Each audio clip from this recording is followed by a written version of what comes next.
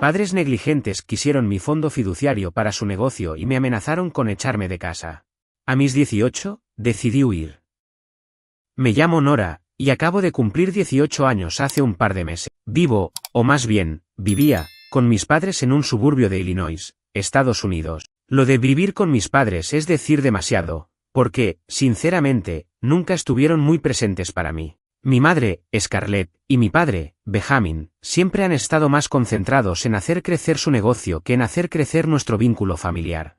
Para comprender la historia, tengo que remontarme a mis primeros recuerdos de infancia. Pasaba más tiempo con mis abuelos que con mis propios padres. Mis abuelos paternos, Julian y Claire, eran mis verdaderos pilares. Tenían una casa grande en las afueras de Chicago, con un jardín enorme donde me encantaba correr o jugar con el perro labrador de la familia. Ellos se encargaban de despertarme cada mañana, prepararme el desayuno y llevarme a la escuela. Eran quienes celebraban mis logros y se preocupaban cuando yo estaba enferma. A efectos prácticos, eran mis padres de verdad. Mientras tanto, Scarlett y Benjamin viajaban de un lado a otro, gestionando oportunidades de negocio. Primero fue la compraventa de autos usados, luego una especie de cafetería que quebró al año, y finalmente un emprendimiento de catering que, para sorpresa de todos, tuvo bastante éxito y les permitió mantenerse ocupados, o al menos, eso decían. El punto es que nunca los veía. Ni siquiera en Navidad podía contar con ellos de forma estable, daban excusas sobre eventos, reuniones con clientes o pedidos grandes de última hora. Cuando tenía alrededor de 10 años, noté que mis abuelos empezaban a preocuparse por su salud. Julian tenía problemas de hipertensión, y Claire sufría de dolores crónicos en las articulaciones. Aún así, seguían estando ahí para mí, a pesar de que mis padres jamás pensaron en recuperarme. Recuerdo que una vez, en mi cumpleaños 12, mi abuela Claire me dijo con tristeza, «Ojalá tus papás entendieran la suerte que tienen de tener una hija como tú». Aquel comentario me marcó. No supe qué responder, porque a mi corta edad ya entendía que mi lugar estaba con ellos y no con mis padres. La primera gran sacudida llegó cuando mi abuelo Julian falleció de forma repentina a mis 14 años. Sufrió un infarto. Fue un golpe devastador para mí y para mi abuela Claire. Yo pensaba que, en ese momento, mis padres intervendrían, mostrándome algún tipo de apoyo real. Pero no.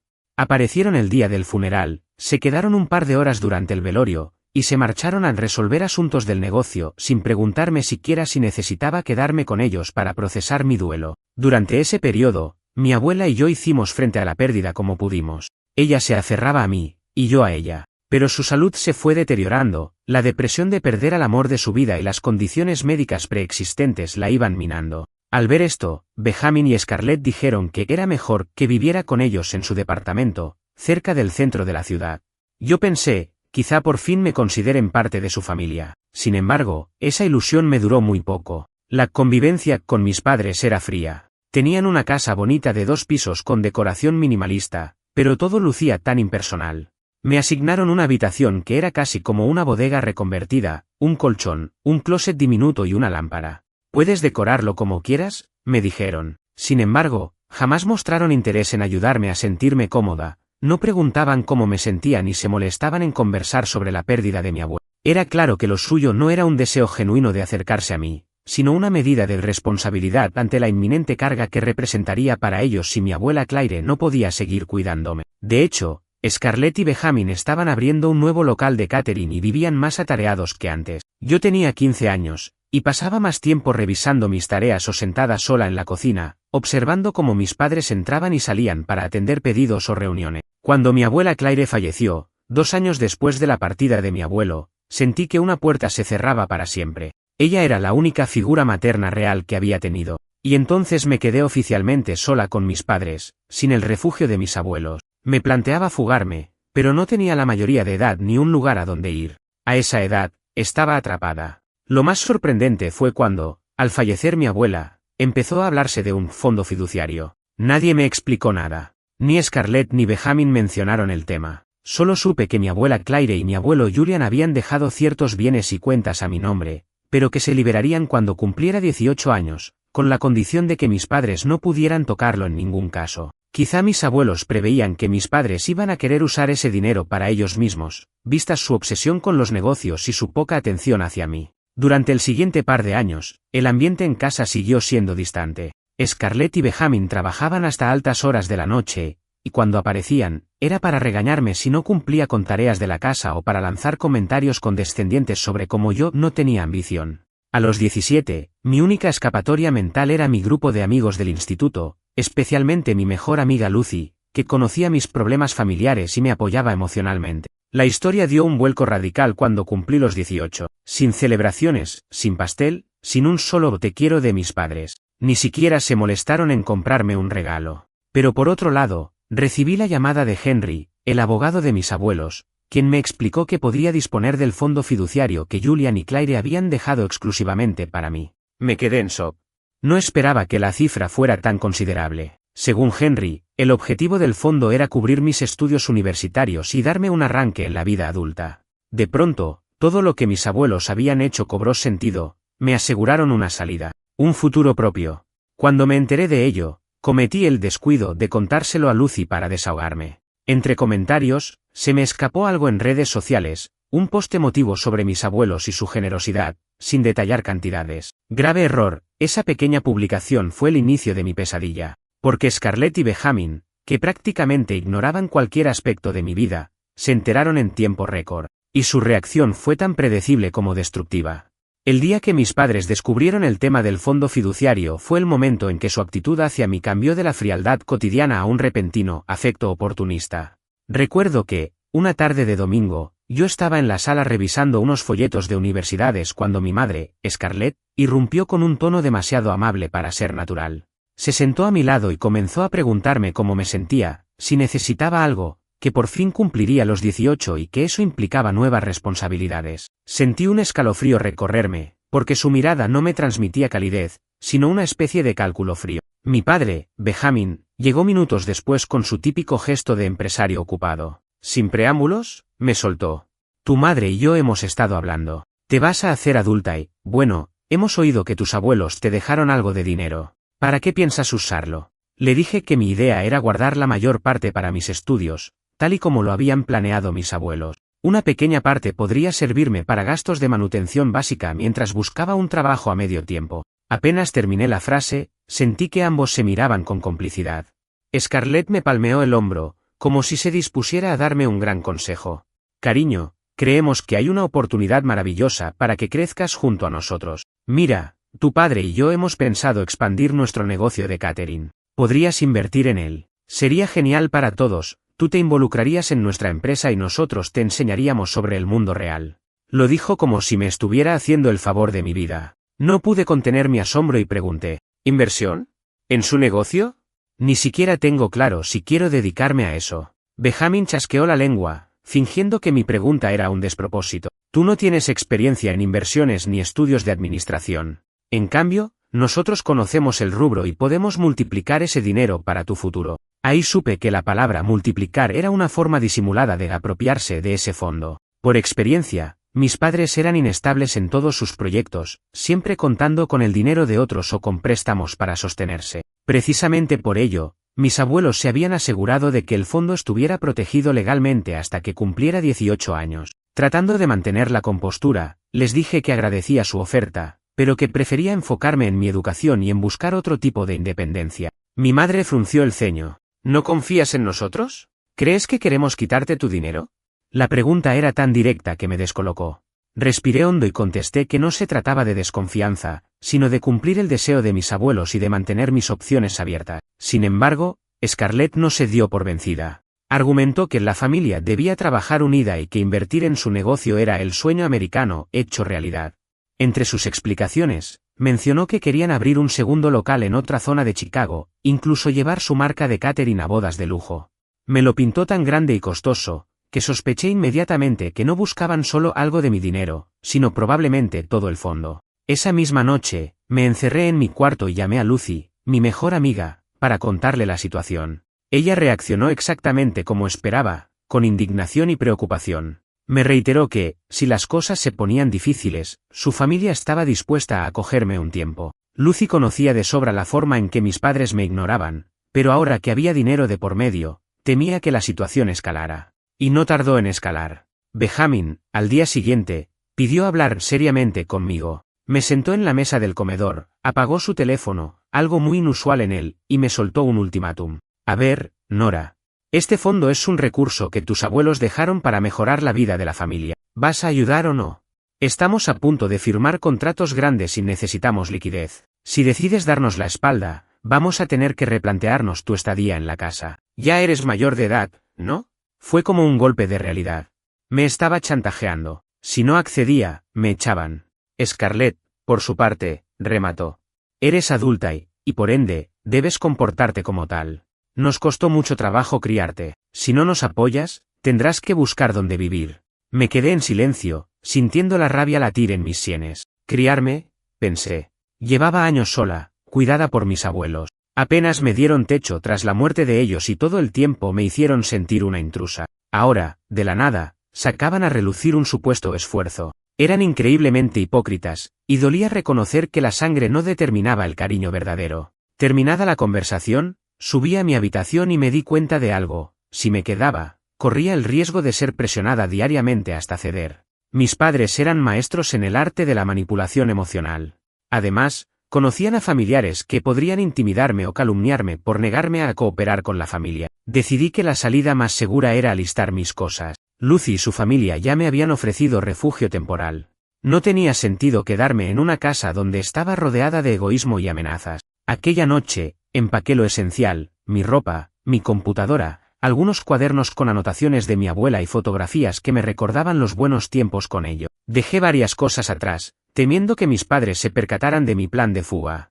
Hacia la medianoche, cuando todo estaba en silencio, me marché sin mirar atrás. Mi corazón latía con fuerza, mitad por el miedo de enfrentar lo desconocido y mitad por la liberación de salir de ese ambiente tóxico. Salí a la calle, con una mochila al hombro y un nudo en la garganta. No sentía nostalgia de la casa, sino tristeza por lo que pudo ser.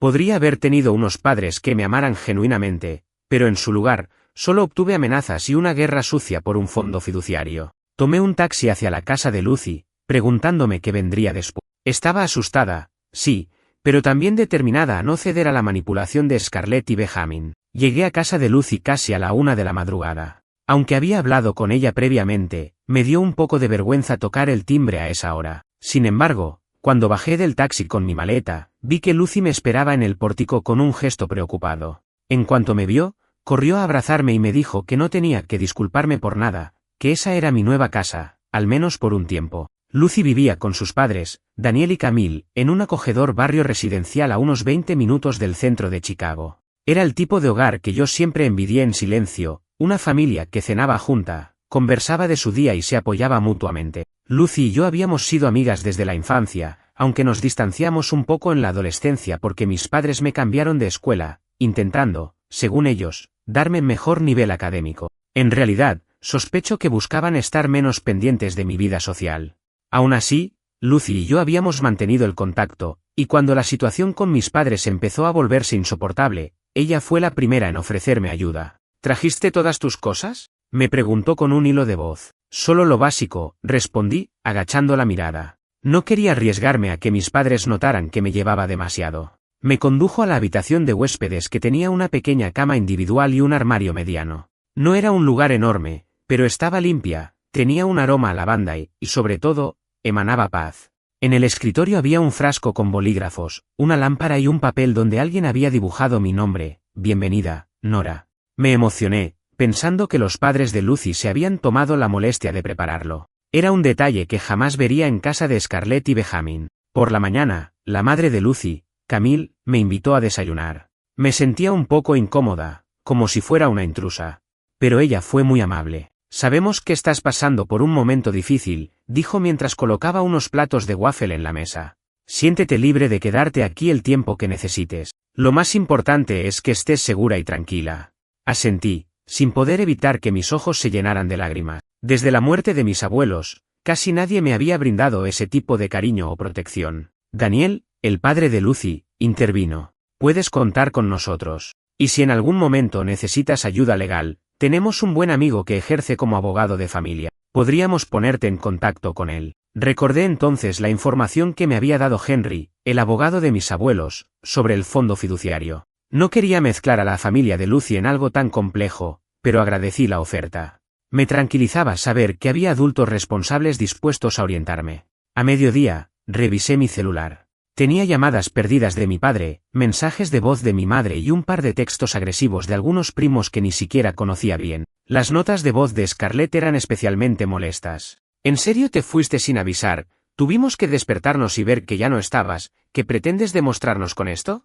Eres una desagradecida. Nosotros te dimos un techo cuando tus abuelos murieron, y así nos pagas. Si no regresas y nos ayudas a expandir el negocio, atente a las consecuencias. Con cada palabra, el cinismo de mi madre me revolvía el estómago. Decían que me dieron un techo, como si hubiera sido un gran sacrificio. Recordé que, durante esos años en su casa, jamás tuve un momento de verdadera cercanía con ellos. Era ridículo que ahora se presentaran como mártires ante la familia. Apagué el celular y respiré hondo. Lucy, que escuchó parte del audio, me miró con compasión. Nora, no dejes que te afecte. Ya sabías que iban a reaccionar así. Sí, es verdad, pero duele que mis propios padres me traten como si fuera una especie de cajero automático con patas. Le conté más detalles de cómo Benjamin me había amenazado con echarme de la casa y cómo Scarlett creía que tenía derecho al fondo fiduciario. Lucy me explicó que, si la presión aumentaba, podía solicitar una orden de alejamiento o, en el peor de los casos, denunciar cualquier acoso. Su padre, Daniel, añadió que, de persistir, podían acompañarme a hablar con la policía local para dejar constancia de la situación. Aún así, mi principal enfoque era proteger el dinero que mis abuelos habían reservado para mí. Precisamente por eso, contacté a Henry. Me dijo que no me preocupara, porque el fideicomiso estaba formulado de tal manera que solo yo podía disponer de él, y que cualquier persona que quisiera acceder a ese capital necesitaba mi autorización explícita. Me recordó también que el espíritu de mis abuelos al dejarme ese fondo era asegurar mis estudios y mi futuro, no engordar el bolsillo de otro. Mientras me tranquilizaba un poco, me llegó un mensaje inesperado de un número desconocido. Era David, un tío paterno al que solo había visto un par de veces en reuniones familiares. En el texto, me acusaba de romper la familia y de no ser agradecida con mis padres. Terminó con una frase lapidaria. Tu madre y tu padre han hecho tanto por ti. Ahora es tu turno de hacer algo por ellos. Me quedé unos segundos mirando el teléfono. ¿Hicieron tanto por mí? La realidad era que viví con mis abuelos, y en los pocos años que estuve con mis padres, lo único que recibí fue frialdad y reproches. Ahora que no cedía a sus demandas económicas, se atrevían a manipular la opinión de los demás familiares con historias falsas. Camille notó mi semblante sombrío y me dijo: las palabras de la gente no cambian los hechos. Tú sabes la verdad. Gracias, respondí, intentando sonreír. No voy a dejar que me hundan con sus mentiras. Ese mismo día empecé a buscar trabajo. Quería sentirme independiente y no abusar de la hospitalidad de Lucy y su familia. Encontré un anuncio de un restaurante pequeño en la zona, que buscaba personal para atender mesas y ayudar en la cocina. Me parecía irónico que acabara en un restaurante, precisamente el rubro donde mis padres se desenvolvían. Pero la diferencia era abismal. Este lugar parecía un negocio familiar de verdad, no un imperio levantado a base de manipulación. Mandé mi currículum escueto, solo con mis pocos trabajos de verano y experiencia de voluntariados, y crucé los dedos. En la noche, me sentía un poco más animada. Lucy y yo nos sentamos a ver una película en su cuarto, abrazando bowls de palomita. De vez en cuando, mi mente se desviaba a pensar en mis padres y el escándalo que seguramente seguían montando. Por suerte, Lucy encontraba la forma de distraerme con chistes y comentarios sarcásticos sobre la película. La verdad, no me arrepiento de haberme ido, le dije en un momento de pausa. Me siento mal por el espectáculo que estarán dando, pero si me quedaba, no podría vivir en paz. Lo importante es que ahora estás construyendo tu futuro sin que ellos te lo saboteen, contestó Lucy. Esas palabras me dieron la fuerza para mantenerme firme. Sabía que el camino no sería fácil. Las personas en mi entorno familiar estaban de su lado, o al menos, así lo percibía. Pero por primera vez en años, sentía que tenía control sobre mi vida. Estaba dispuesta a ir hasta el final para defender mi independencia y el legado que mis abuelos me habían dejado con tanto amor. El día después de nuestra noche de películas con Lucy transcurrió relativamente en calma, al menos comparado con el caos emocional en el que vivía desde que huí de la casa de mis padres. Me desperté temprano y ayudé a Camille con la preparación del desayuno, insistiendo en lavar los platos y recoger la cocina para agradecer su hospitalidad.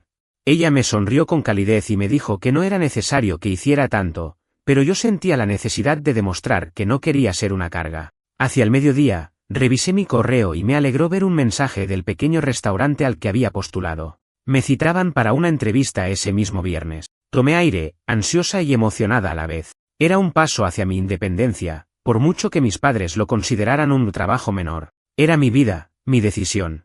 Además, Con el dinero del fondo fiduciario a largo plazo asegurado para mi educación, tener un empleo temporal significaba poder contribuir a mi propio sustento diario sin depender de nadie. Sin embargo, la tregua duró poco. Cuando iba a almorzar con Lucy y sus padres, mi teléfono comenzó a sonar insistentemente. El número era desconocido. Pensé que tal vez sería el restaurante llamándome para reprogramar la entrevista o pedirme algún documento extra.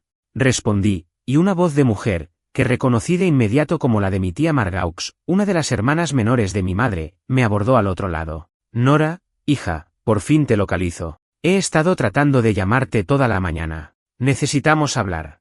¿Hablar de qué? Le contesté con frialdad.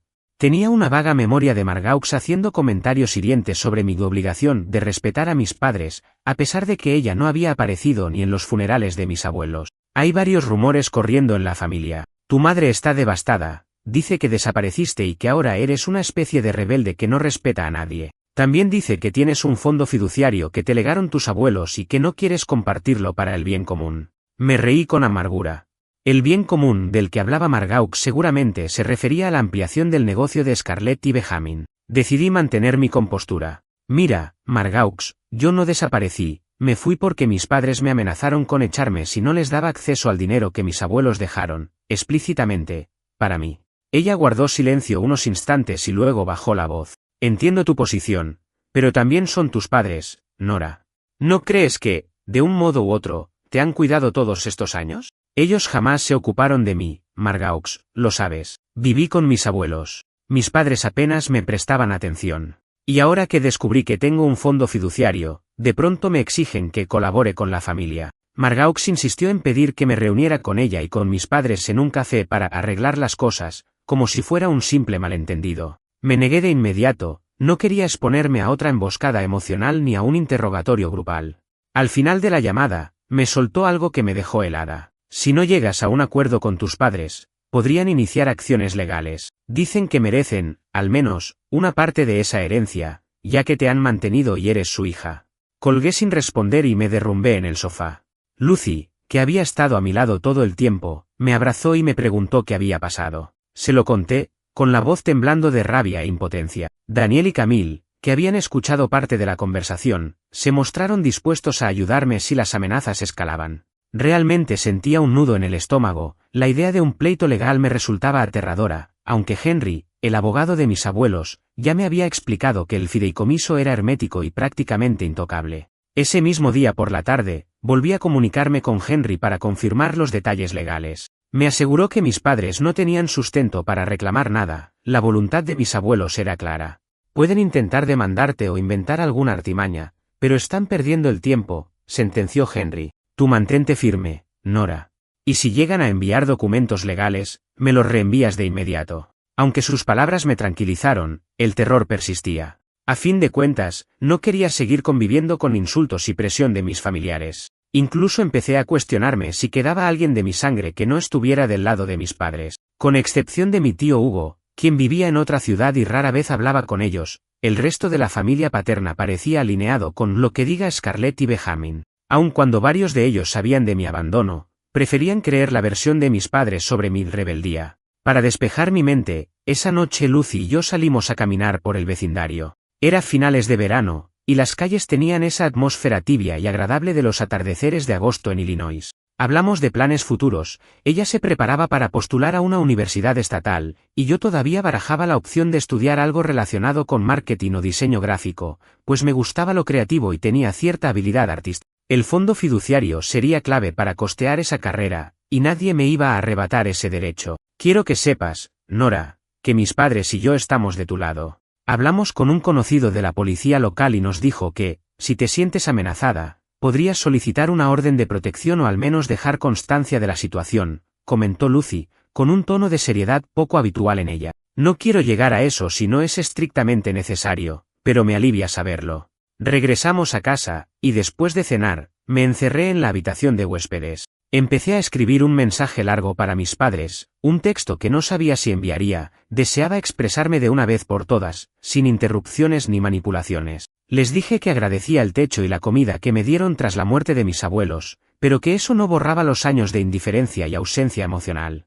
Les recordé que no los había visto en muchos de mis cumpleaños, y que habían llegado a mi vida solo cuando su negocio se puso en marcha, dejándome al margen con mis abuelos. Les expliqué que el dinero del fideicomiso era para mi futuro, y que era absurdo pensar que yo se los debía. No obstante, antes de terminarlo, me di cuenta de que probablemente caerían en oídos sordos. Al día siguiente, llegó la fecha de mi entrevista. Me desperté con nervios, no por el trabajo, sino porque el día anterior había sido un remolino de emociones. Lucy me llevó en su auto. Antes de bajarme, me deseó suerte y me sonrió. Este es el primer día del resto de tu vida, Nora. Ya verás que todo va a salir bien. El restaurante, llamado Riverside Grill, estaba en una zona residencial cercana a un pequeño lago. Tenía un ambiente familiar y acogedor, con manteles a cuadros y un menú que lucía delicias caseras. Me entrevistó un hombre mayor, Thomas, el dueño. Le gustó que fuera directa al contar que necesitaba independencia y que no tenía mucha experiencia, pero sí muchas ganas de aprender. Mientras hablábamos, me ofreció un té helado y me hizo preguntas básicas sobre horarios y disponibilidad.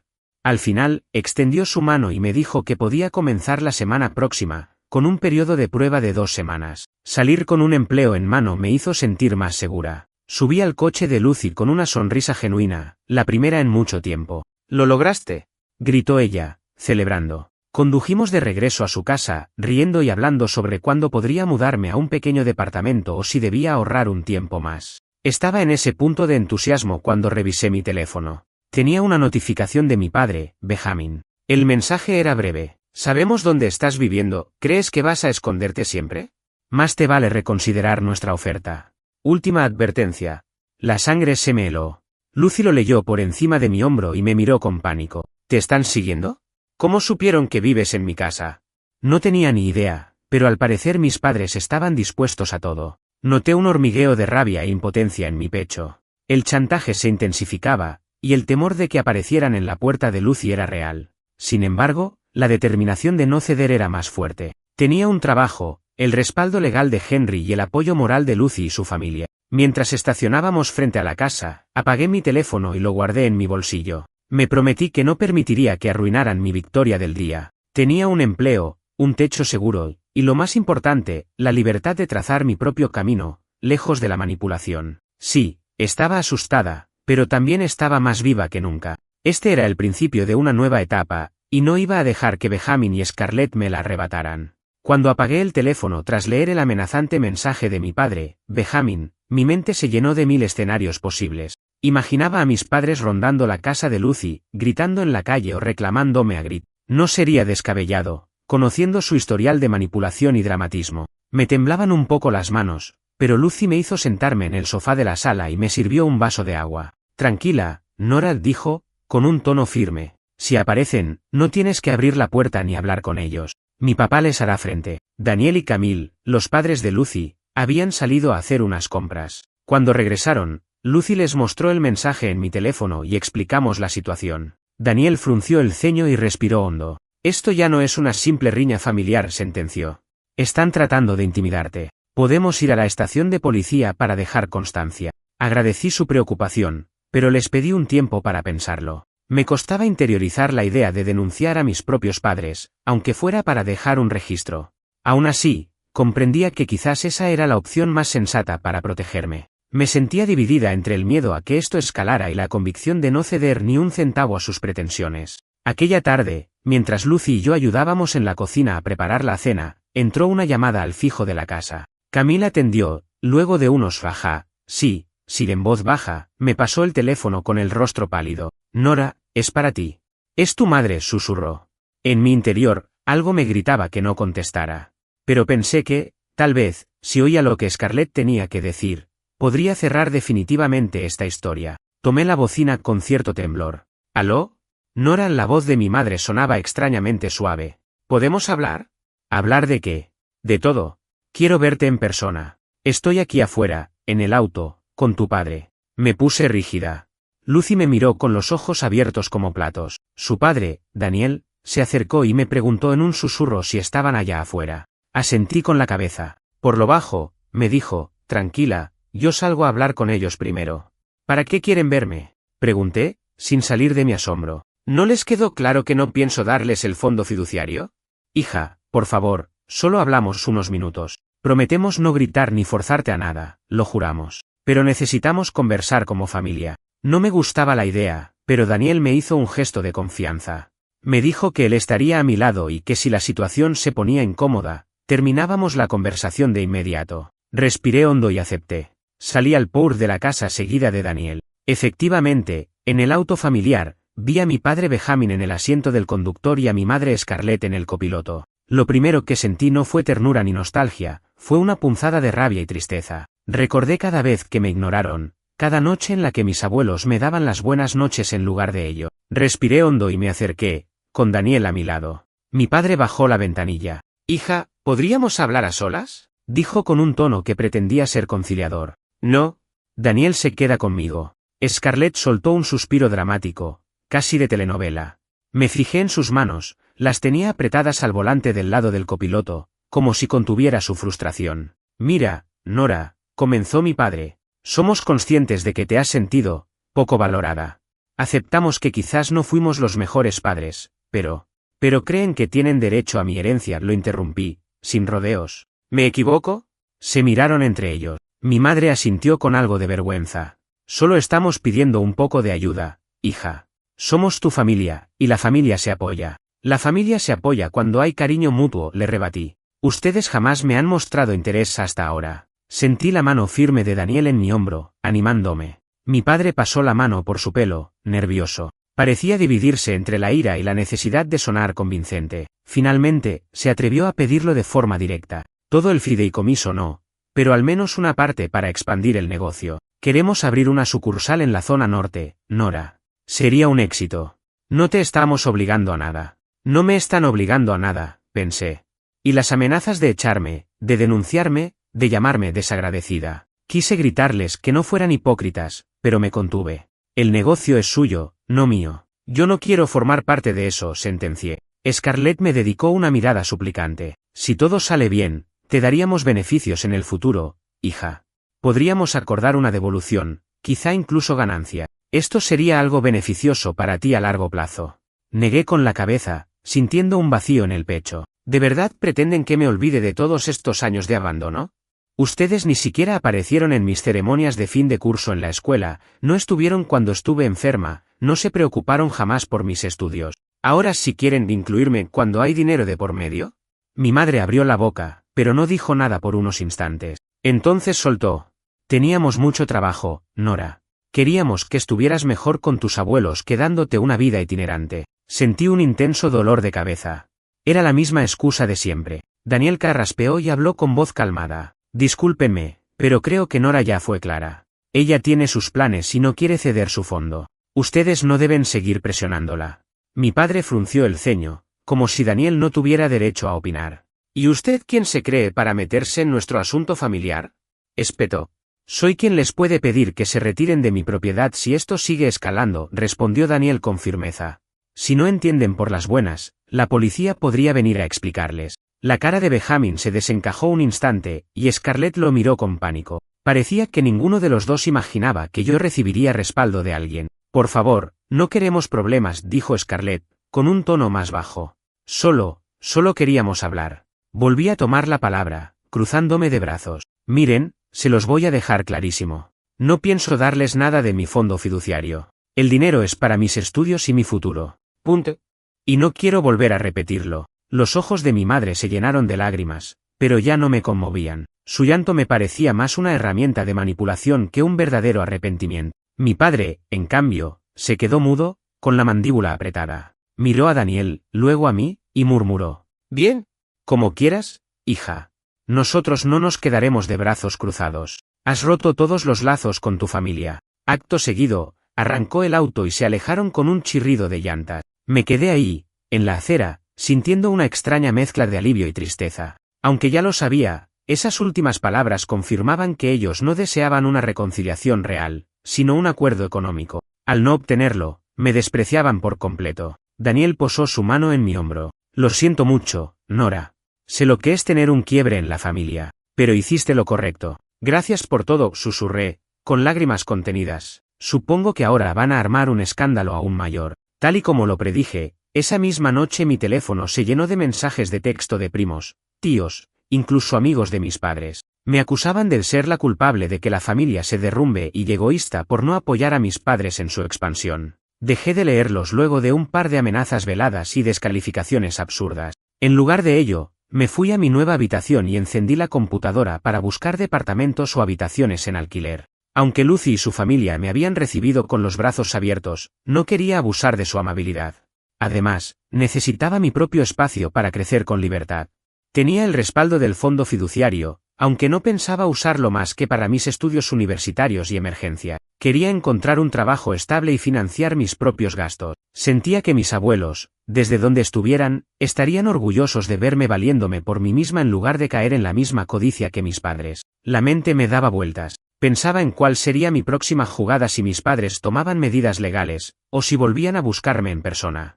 Ya estaba decidida a formalizar una denuncia por acoso si insistían. Daniel y Camille me ofrecieron su apoyo para lo que necesitara, y Henry, el abogado, estaba a una llamada de distancia. Los días siguientes transcurrieron con relativa calma, no hubo visitas sorpresivas, y las llamadas de número desconocido disminuyeron. Comencé mi periodo de prueba en Riverside Grill, donde Thomas, mi jefe, me enseñó lo básico sobre atención al cliente y manejo de comandas en la cocina. Me encantaba el ambiente, un lugar lleno de gente sencilla, clientes habituales y un espíritu de camaradería muy distinto al que conocí en casa de mis padres. En paralelo, busqué un pequeño estudio o apartamento compartido. Encontré uno en las afueras de la ciudad, un espacio de 2 habitaciones que planeaba rentar junto a otra chica que también se acababa de independizar. Hablé con ella, Mila, y parecíamos llevarnos bien. Acordamos que me mudaría en cuanto pasara mi periodo de prueba en el restaurante y recibiera mi primer sueldo. Justo cuando todo indicaba que mi vida por fin comenzaba a encauzarse, recibí un correo electrónico con el asunto, último aviso. Era de mis padres, firmado por Scarlett y Benjamin, CEOs de su empresa. Lo abrí con el corazón encogido. El contenido era una retahíla de exigencias y reproches. Me daban un plazo de 2 semanas para reconsiderar la inversión. De lo contrario, se verían obligados a tomar acciones contra mí. Lo más sorprendente, incluían un esbozo de contrato donde detallaban el porcentaje de ganancias que me correspondería si accedía a invertir. Todo lucía absurdo y condescendiente, como si quisieran que yo firmara un acuerdo con mis propios padres. Me reí con ironía y envié el correo directamente a Henry con una nota: por favor, revisa y dime si esto significa algo legal o es pura palabrería. Henry me contestó en pocas horas: no tiene validez, se trata de una coacción disfrazada de propuesta. No firmes ni respondas nada. Si insisten, podrías considerar una orden de restricción. Esa noche, hablé con Lucy y sus padres, quienes me animaron a bloquearlos de todos lados. Sin embargo, preferí mantener el correo abierto para archivar cualquier prueba de hostigamiento. Daniel, con la calma que lo caracterizaba, me dijo: Nora, puede que esto se ponga más feo antes de mejorar. Pero aquí estamos para apoyarte. Y si necesitas un día más de trabajo para costear tu departamento, habla con Thomas, seguro que te deja hacer más horas. Sentí un calor en el pecho.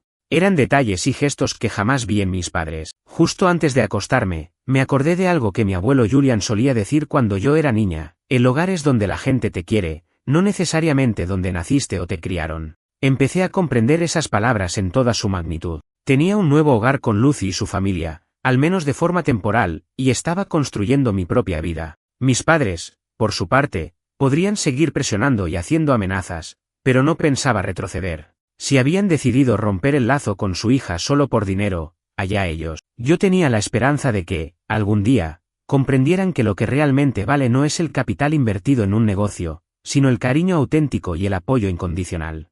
Ese que, lamentablemente, preferían cambiar por billetes y contratos. Y así pasé mis últimas noches en casa de Lucy. Entre turnos en el Riverside Grill, búsquedas de alquiler y planeando mi próximo gran paso, sentía que mi vida, por fin, estaba empezando de verdad.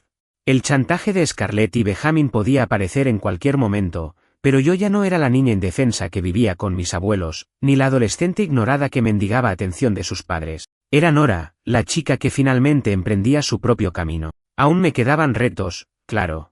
Había que formalizar mi entrada a la universidad, organizar mis ahorros, e incluso mentalizarme para un posible conflicto legal si mis padres se envalentonaban. Pero ya no tenía miedo de luchar por mi herencia y mi futuro. Mis abuelos me habían dejado lo necesario para salir adelante, y ahora, con gente buena a mi lado como Lucy y su familia, comenzaba a creer que el mundo no era tan solitario como mis padres me lo habían hecho sentir. Jamás pensé que mi independencia arrancaría con la huida de la casa donde vivía, pero la vida tiene caminos extraños. Agradecía infinitamente a los abuelos que, con su visión y amor inquebrantable, me habían permitido tener un colchón financiero y una oportunidad de brillar lejos de la codicia ajena. Y agradecía a Lucy, Daniel y Camille, que se habían convertido en mi verdadera familia. Porque, al final, la familia no siempre es la que te cría por obligación, sino la que te extiende la mano sin pedir nada a cambio y te da un lugar en su corazón.